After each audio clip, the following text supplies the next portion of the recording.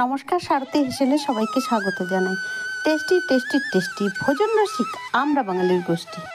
আমি হলাম সবজি প্রিয় সারথি। 5 মিশালির জায়গায় আজ করব 8 মিশালি। দেখো, অনেক সবজি নিয়েছি।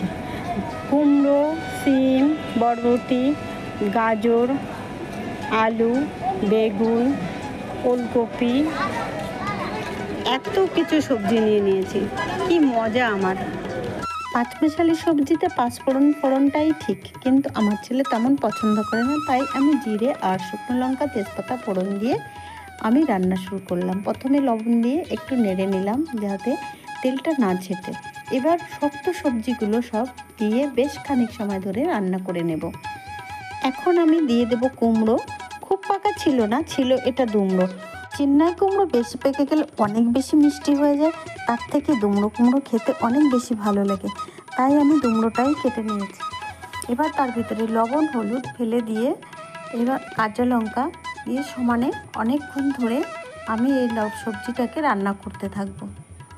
প্রচলিত কথা, মাছের মধ্যে রুই, শাকের মধ্যে পুঁই। রান্না যদি হয় আলু কুমড়ো পুঁই, ভাত বাড়ো মাগো, খিদে পেয়েছে সবজিটুকু কই। বেশ খানিক সময় ধরে এইভাবে সবজিটাকে মজাতে থাকতে হবে। তারপরে একটুখানি জল দিয়ে হালকা সময় একটু ঢাকা বসিয়ে দেবো।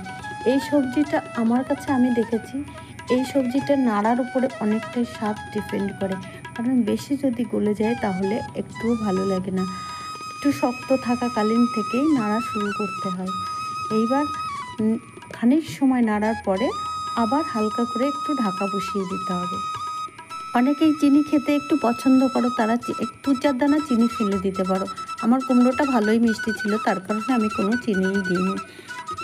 শীতের সময় এই সবজিটা অতি প্রিয় সকলের, কারণ অনেক রকমের সবজি পাওয়া যায়। রান্না আমার হলো শেষ, তোমরা যদি রান্না করে খাও তবেই হবে বেশ।